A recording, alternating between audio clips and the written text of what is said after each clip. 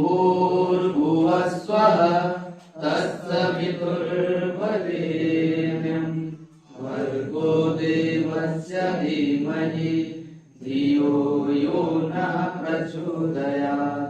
ॐ भूर्भुवः स्वः तत्सवितुर्वरेण्यं भर्गो देवस्य धीमहि धियो यो नः प्रचोदयात्। ॐ भूर्भुवः स्वः तत्सवितुर्वरेण्यं भर्गो देवस्य धीमहि धियो यो नः प्रचोदयात्। धन्यवाद। Have your seat, please. Now, subject first. Thank you, sir.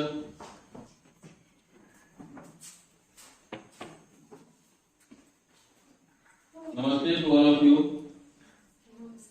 Namaste. Sir, आज lesson plan meanings and importance, ये हम लोग का एक ऐसा टॉपिक है जो टीचिंग लाइफ में सबके लिए एक कॉमन टॉपिक होता है। और हम सभी जानते हैं कि बिना प्लान का कोई भी काम संभव नहीं हो पाता है या काम आधा अधूरा रह जाता है। खास करके टीचिंग स्किल में लेसन प्लान का बहुत ही इम्पोर्टेंस है हमारे आपके डेली लाइफ के लिए, I mean daily schooling life के लिए खास करके बहुत ही इम्पोर्टेंस है।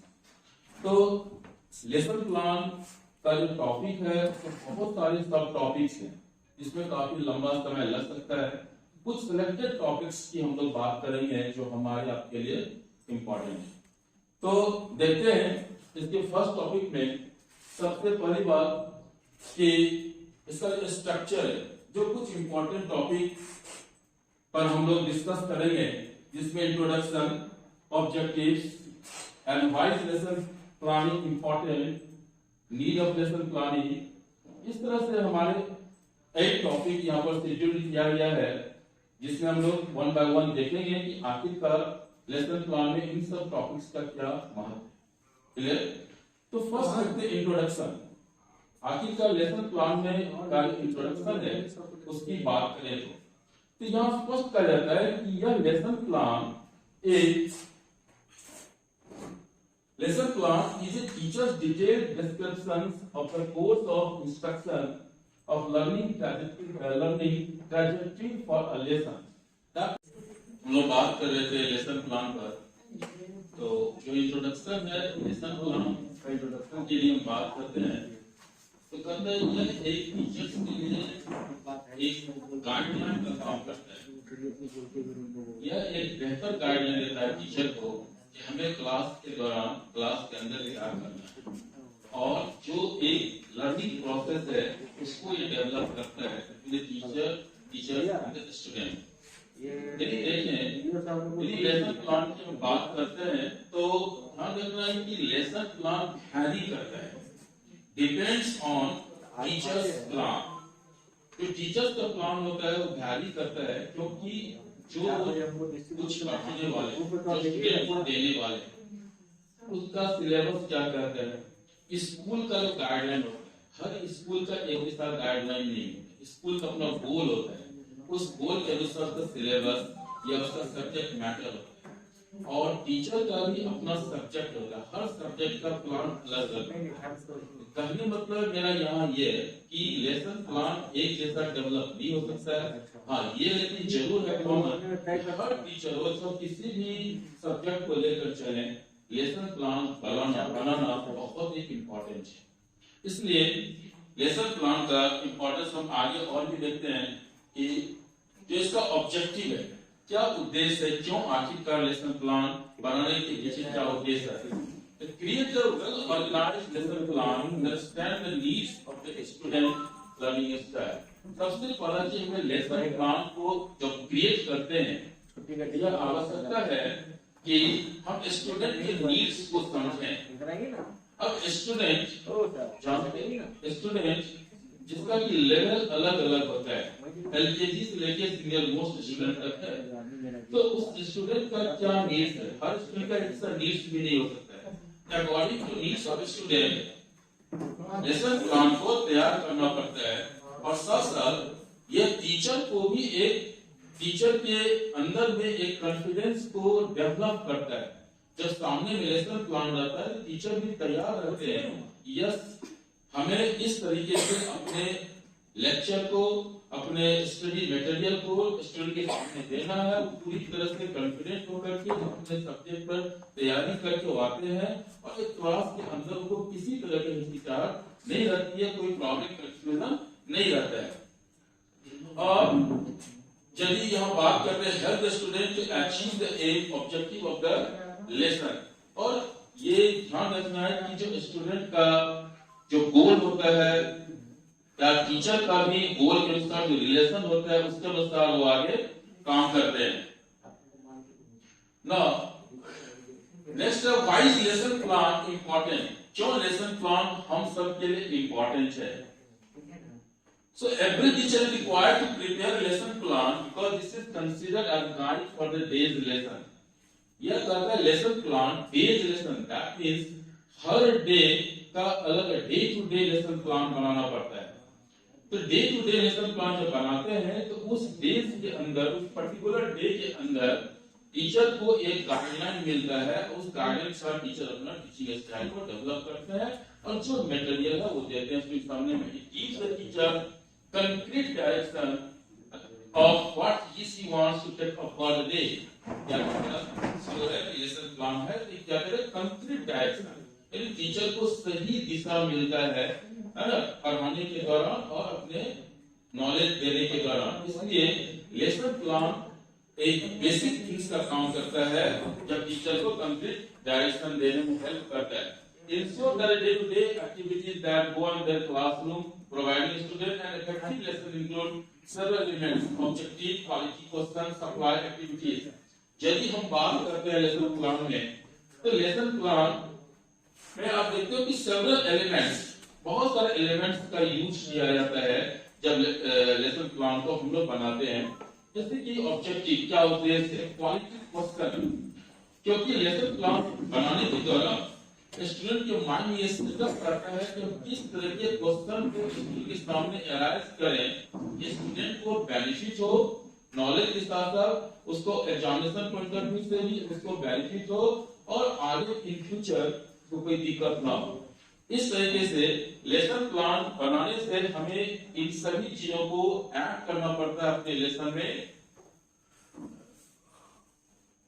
यहाँ भी एक चीज कि नीड्स ऑफ लेसन प्लानिंग, ऊपर में एक लाइन है fail to plan is equal to plan to fail. ये हम सब जानते हैं कि जब कोई भी हम काम करें, सिर्फ एजुकेशन की बात ना करें, कोई भी काम करें तो उसमें पहले प्लान बनाना पड़ता है। कहा जाता है कि यदि हम कोई भी काम करने से पहले प्लान को सही तरीके से एग्जीक्यूट कर लेते हैं, प्लान सही तरीके से बना लेते हैं, तो हमारी आधी तैयारी वही हो जाती है और ये माना जाता है कि हम आधा अचीवमेंट, हाफ अचीवमेंट को गेन कर लिए। यदि हमारा प्लान सही नहीं रहता है तो मे बी हमारा प्लान फेल कर सकता है। और क्या प्लान फेल कर सकता है क्योंकि हम बिना प्लान का काम शुरू कर दिए। तो वही होता है लेसन प्लान। यदि हम आते हैं क्लास के दौरान और क्लास के दौरान जब पढ़ाते हैं तो ध्यान रखना है कि प्लान के अनुसार उसको ना पढ़ाएं तो हो सकता है कि हम पढ़ाने के दौरान हमारा आपका लेक्चर कहीं डेविएट हो सकता है। हम मैटर को छोड़ सकते हैं और मैटर को छोड़ करके हम अपने सब्जेक्ट मैटर छोड़ कहीं डेविएट हो जाएंगे तो फिर हमारा जो प्लान है पढ़ाने के स्टूडेंट को जो देने का है वो सही तरीके से नहीं हो पाएगा। इसलिए कहता है कि हम प्री प्लान हो जाए, पहले से प्लान कर लें तो हमारा फेलियर होने की संभावना कम रहती है। जैसे through lesson planning the subject organized properly. Lesson planning के दौरान क्या होता है कि हमारा कोई भी सब्जेक्ट हम उसको प्रॉपर्ली ऑर्गेनाइज कर लेते हैं, संगठित कर लेते हैं सही तरीके से on paper. So it keeps the teacher free from the faults of the thoughtless teaching. Lesson plan बनाने से फायदा क्या है कि टीचर पूरी तरह फ्री हो जाते हैं, यानी कहता है कि फॉल्ट, गलती होने की संभावना कम रहती है क्लास के दौरान यदि हम प्लान के अनुसार काम करते हैं तो लेसन प्लान पर पढ़ाते हैं। इसलिए इसमें फॉल्ट होने की संभावना नहीं है। It makes the proper atmosphere for learning process. साथ साथ कहता है कि एक प्रॉपर एटमॉस्फेयर यानी क्लास के दौरान एक बेहतर एटमॉस्फेयर जनरेट होता है ना, बिटवीन टीचर स्टूडेंट, क्योंकि टीचर के प्लान के अनुसार स्टूडेंट का भी फोकस टीचर के बातों पर जाती है और स्टूडेंट भी काफी इंटरेस्ट लेता है। जब स्टूडेंट और टीचर का एक फोकस हो जाता है, एक गोल हो जाता है, तो फिर वो क्लास एटमॉस्फेयर काफी पॉजिटिव रहता है। तो लेसन प्लान का एक बहुत बड़ा पॉइंट ऑफ साथ it saves the time.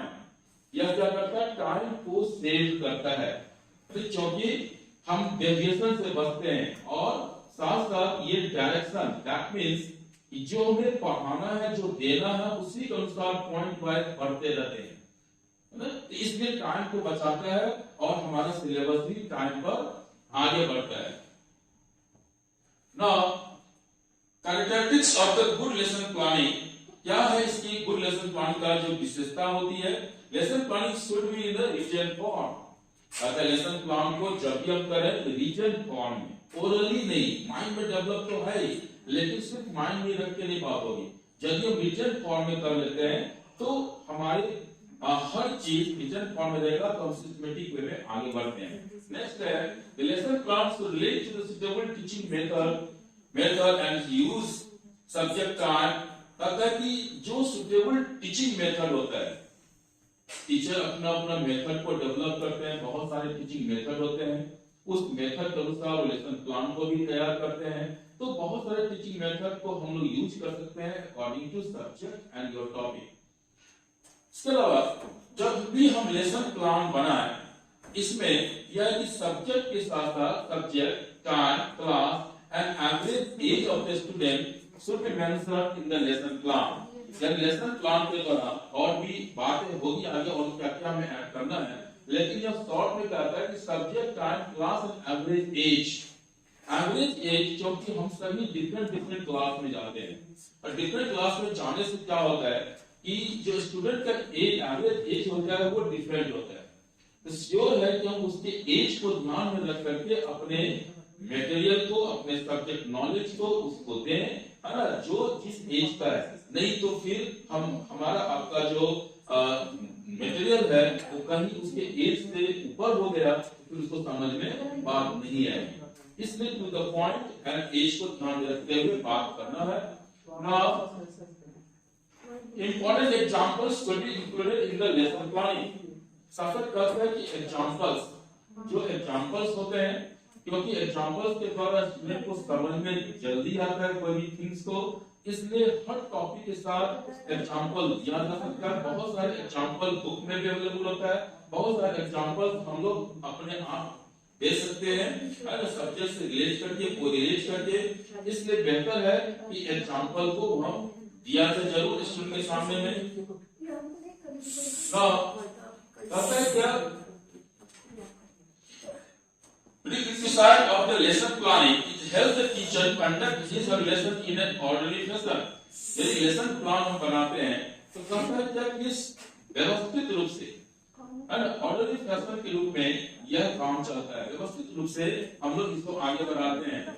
Good lesson plan will also increase confidence in the teacher. जो बात कर चुके हम लोग पहले ही, एक अच्छा लेसन प्लान टीचर में कॉन्फिडेंस को डेवलप करता है, विश्वास लाता है, और वो विश्वास के साथ क्लास में इन करते हैं और अपने सब्जेक्ट को आगे बढ़ाते हैं। So and planning detail lesson will avoid problems in class. यानी क्या, यदि हम लेसन प्लान बनाते हैं किसी भी तरह का जो प्रॉब्लम है वो प्रॉब्लम आने की संभावना नहीं रहती है, वो अवॉइड करते हैं इसको, और वो अवॉइड हो जाता है लेसन प्लान जब भी हम लोग बनाते हैं बेहतर से। कहता है क्या स्ट्रेटेजी होना चाहिए इफेक्टिव लेसन प्लान का? तो objectives for student learning, and teaching learning activities strategy student understanding. यानी क्या, जो ऑब्जेक्टिव है स्टूडेंट लर्निंग का, जो स्ट्रेटेजी होना चाहिए हमारा कि स्टूडेंट को नॉलेज देना है, स्टूडेंट को नॉलेज से अवगत करवाना, ये हमारा ऑब्जेक्टिव होना चाहिए कि स्टूडेंट को ज्ञान देना है उसको। साथ साथ जो स्ट्रेटेजी होना चाहिए कि स्टूडेंट का अंडरस्टैंडिंग, हम उससे स्टूडेंट का जो समझने की शक्ति है उसको भी चेक कर लेते हैं अपने लेसन के प्लान के द्वारा। उसमें दोनों चीज चेक होता है। एक चेक होता है कि हमने लेसन प्लान के अनुसार जो पढ़ाया है, जो दिया है, क्या उसको स्टूडेंट उसको ग्रैस्प किया, क्या उसको समझा।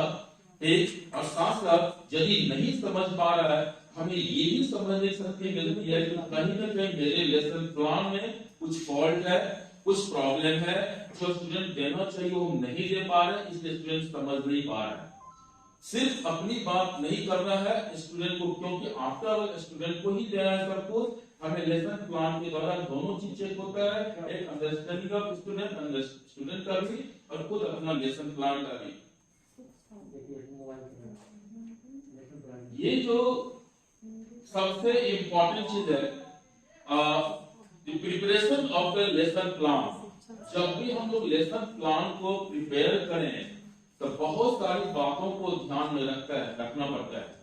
जो यहाँ पर कुछ दिया गया है, the following points should be kept in mind while preparing a lesson plan। सबसे पहला चीज लेसन नंबर है। लेसन नंबर, कोई भी लेसन नंबर हम जब पढ़ाते हैं लेसन को, तो क्या कौन सा लेसन नंबर है नहीं है वो ध्यान देना पड़ेगा। कहता है डेट तो ऑलरेडी अंडरस्टूड थिंग्स है कि ये हम डेट को दे। टाइम जो होता है दैट मींस हम 35 मिनट्स का 40 मिनट्स का क्लास ले रहे हैं, जो भी time according to school routine के अनुसार हम लोग टाइम को वहां पर मेंशन करना पड़ता है।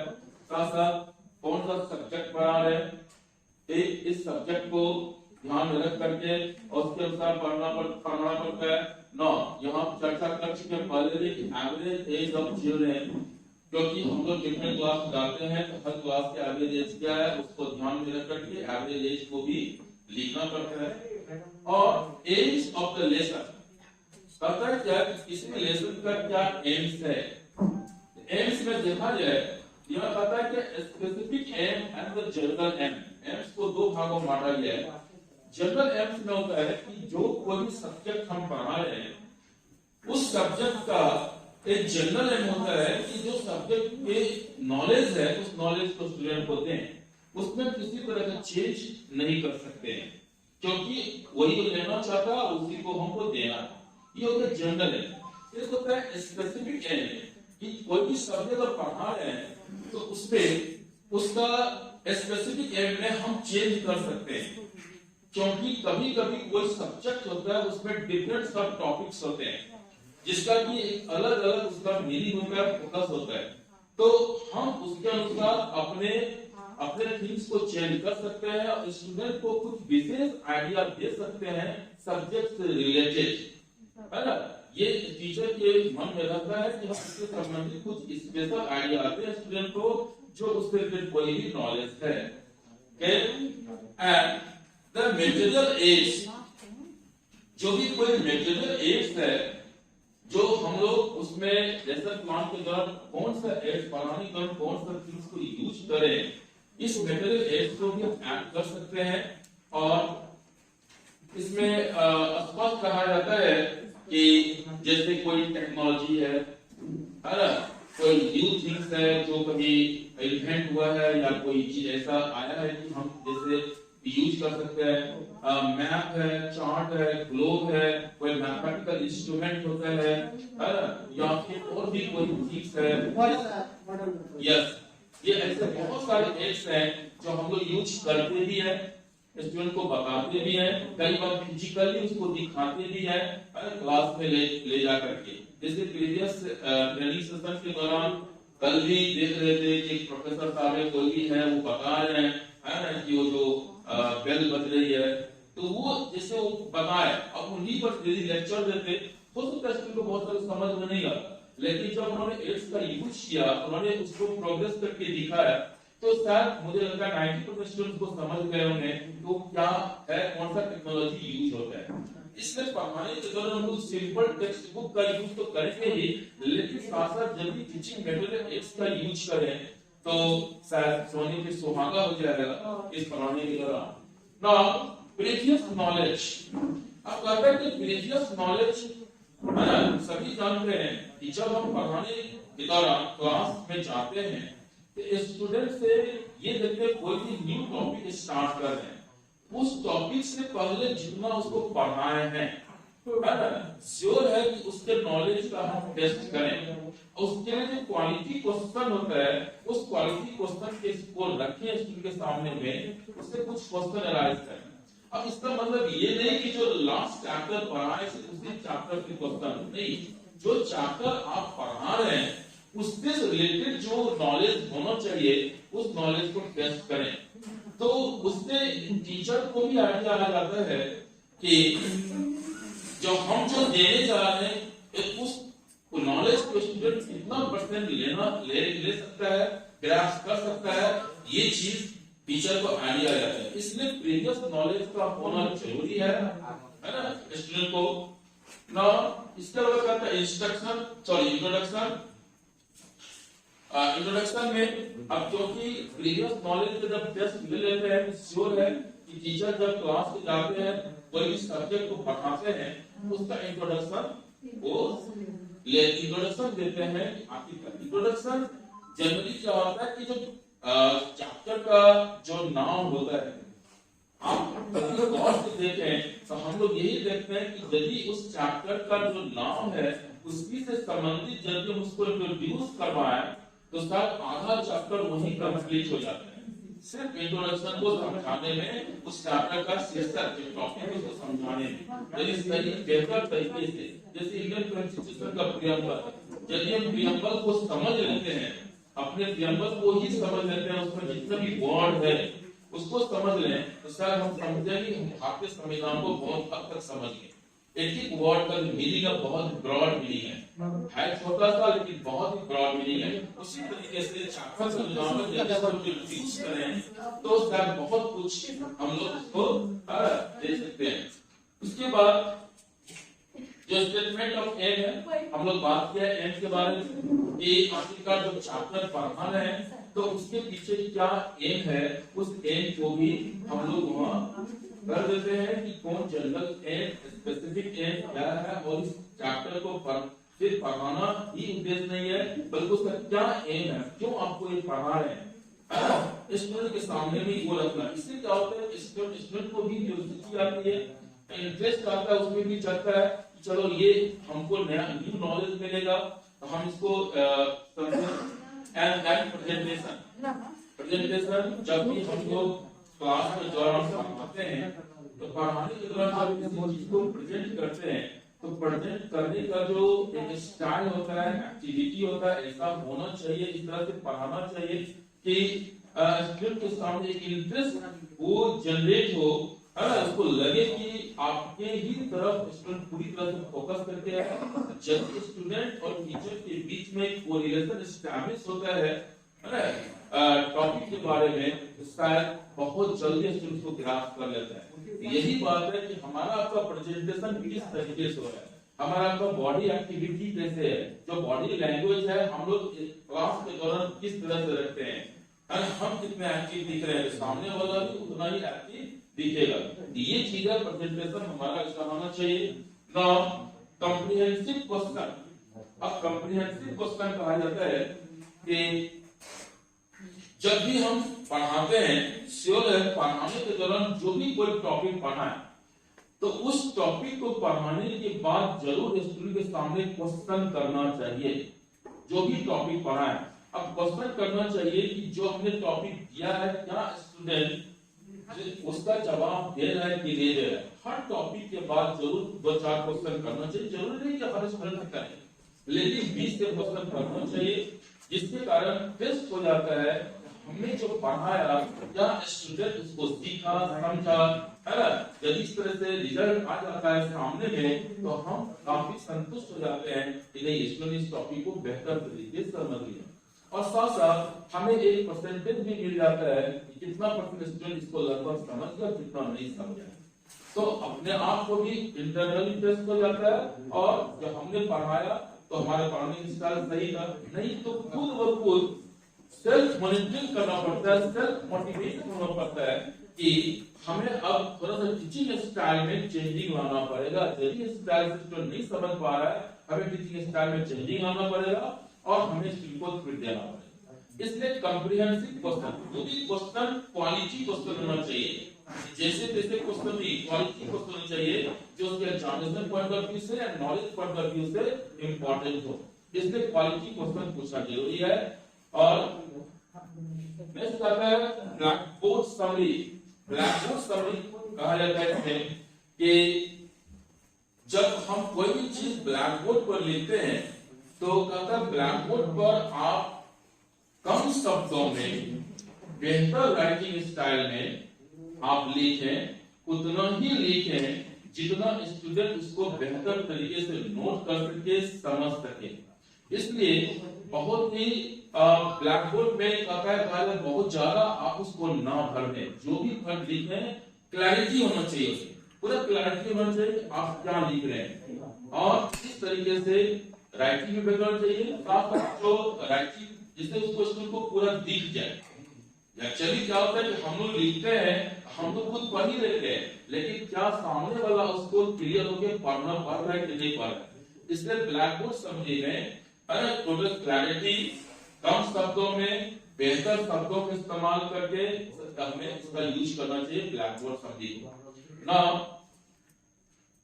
एप्लीकेशन और रिकैपिचुलेशन, यानी क्या जब भी हम चैप्टर को पढ़ाते हैं, जब भी चैप्टर को पढ़ा लेते हैं बढ़िया से, पूरा चैप्टर को फील कर देते हैं, तो हम सबका एक रिस्पॉन्सिबिलिटी होती है कि पूरी तरह ब्रीफ में उस चैप्टर को फिर से शुरू से अंत तक स्टूडेंट के सामने में उसको रख दें। तो एक जो, क्योंकि श्योर है कि एक क्लास के दौरान हम पूरा चैप्टर को कंप्लीट नहीं कर पाते हैं, तो 2-4 दिन 5 दिन जो भी समय लगता है उसको हम जब एक क्लास में उसको 5 मिनट में रिकैपिचुलेशन कर लेते हैं, सब ब्रीफ में बता देते हैं, स्टूडेंट के माइंड में पूरी तरीके से वो पूरा चैप्टर सेट हो जाता है। ठीक, तो इस तरीके से हम सबको ये एक काम करना पड़ेगा कि ब्रीफ में पूरे चैप्टर का समरी बताना पड़ता है। ठीक है, एंड लास्ट हमने देखा होमवर्क। श्योर है ये होमवर्क जब हम लोग पढ़ा लेते हैं तो होमवर्क देना जरूरी है, और ऐसा होमवर्क भी दें तो उसको बर्डन ना हो, लेकिन होमवर्क देना जरूरी है, वो भी क्वालिटी क्वेश्चन का होमवर्क देना जरूरी है। ठीक, मैंने ब्रीफ में ही दिया है क्योंकि टाइम का अभाव था, इसलिए थैंक यू।